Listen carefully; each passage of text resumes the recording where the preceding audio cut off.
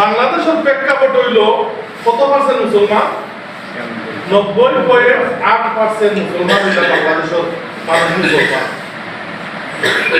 মানে 91%। এখন হিসাব করে তেমন কাছে সব খুঁজিয়া আসলে কি 91% মুসলমান না 90% মুসলমান না?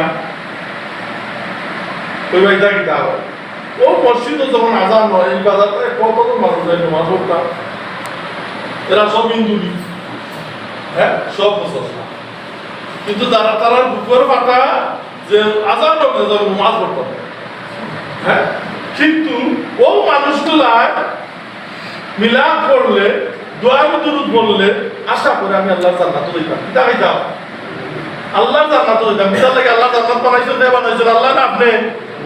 উত্তর দেব আপনি না আল্লাহ।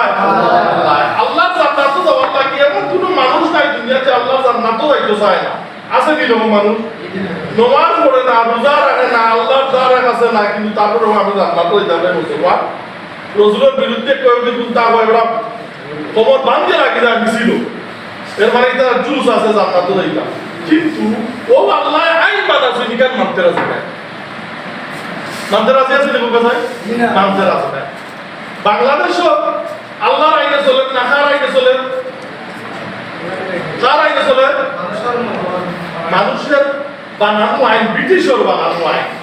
এই ব্রিটিশ যে ভারত উপমহাদেশ 190 বছর শাসন করছে, ওরা যে আইন তৈরি গেছে ও আইনে আমরা চলিয়া, কিন্তু আর কোনো আল্লাহর আইন নাই। এখন